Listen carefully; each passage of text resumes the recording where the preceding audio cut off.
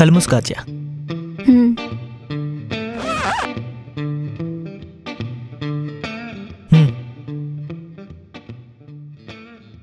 ఏంటిది? Gift.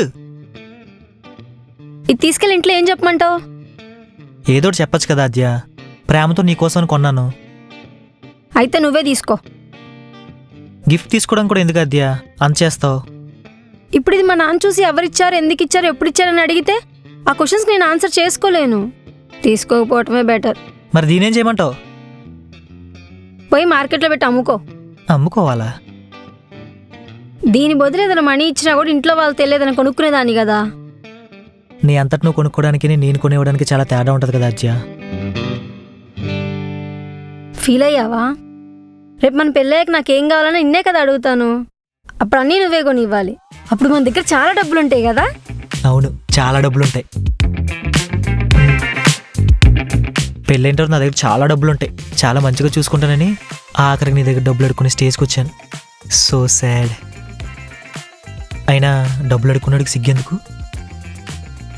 అడిగేద్దాం.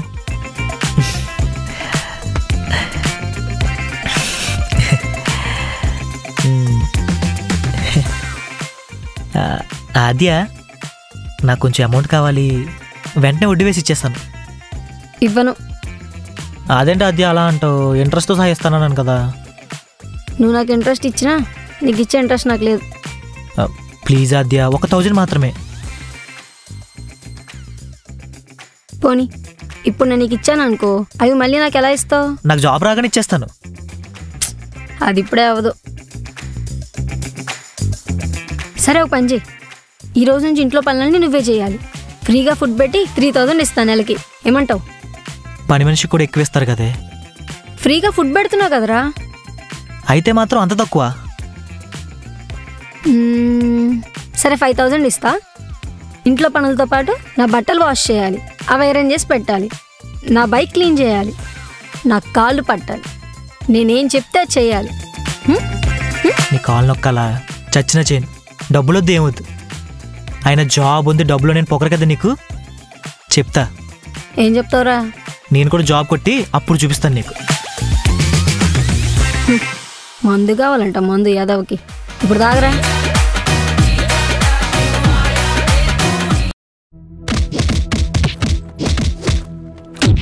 Sir, మన కొత్త కన్స్ట్రక్షన్ కి మెటీరియల్ అప్రూవ్ చేయాలి. ఎస్, ఇది మనకి చాలా ప్రెస్టీజియస్ ప్రాజెక్ట్. ఛాన్స్ తీసుకోవద్దు. నాకు వెదర్ ప్రూఫ్ మెటీరియల్ కావాలి.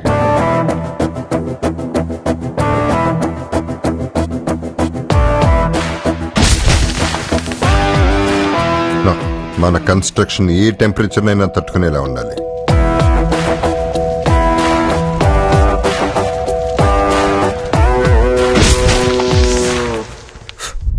World technology. Change the material. My dear engineers, project speed గా కంప్లీట్ అవ్వాలి, అది తక్కువ బడ్జెట్.